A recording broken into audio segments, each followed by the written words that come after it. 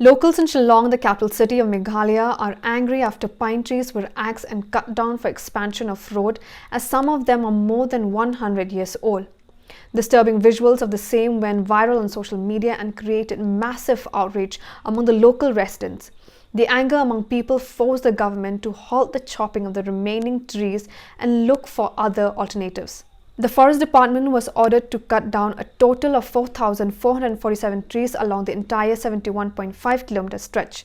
The State Forest Minister James Sangma said that the trees were being cut down on the site of the Avenue plantation and it was totally unavoidable for the major road project. The vintage trees, considered Shillong's heritage, stood by a road from Rilbong to Upper Shillong.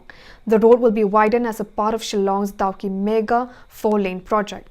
Locals allege that the government agencies took advantage of the COVID-19 lockdown to chop the pine trees. People have also questioned if the government had followed Indian Forest Act, Biodiversity Act and Meghalaya Forest Regulation Act.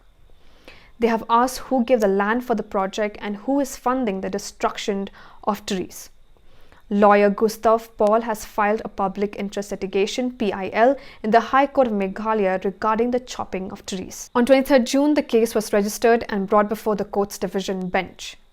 The court ordered that the PIL be heard next on 30th June and that the Advocate General Amit Kumar guarantee that no additional trees are cut until the PIL is heard. Angela Rangad, a well-known activist from Shillong, said that this is not the first instance that old trees have been cut down in the name of development. We all woke up to very sad images of these majestic trees at Upper Shillong having been brought down, and it was shocking for everybody. But this is not the first instance that very old trees have been brought down. So now the question is, do we need this kind of massive, aggressive road expansion?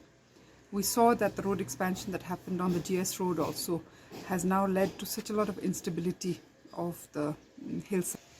And it's really unfortunate that somebody like the CM would say that he doesn't know anything about this.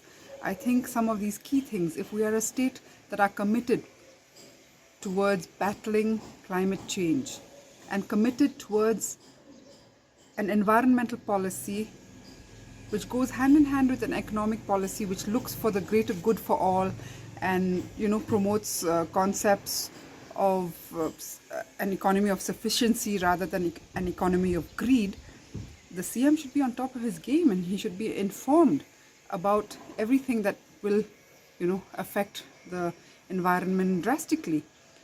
Citizens, I think we have the tools now in our hands with social media and all of that, so we should constantly be vigilant and constantly do what happened this morning, citizens posting pictures and comments, and hopefully this road up there in Upper Shillong, those trees could have very well been the dividers if you really need that extra lane there.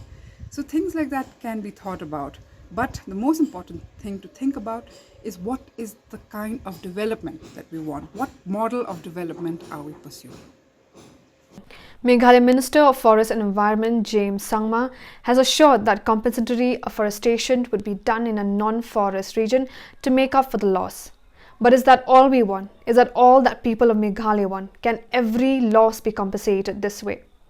Locals in Meghalaya have made it clear that they are against any development that comes at the cost of the environment and the sentiments of the country and generations that have lived there and will live there.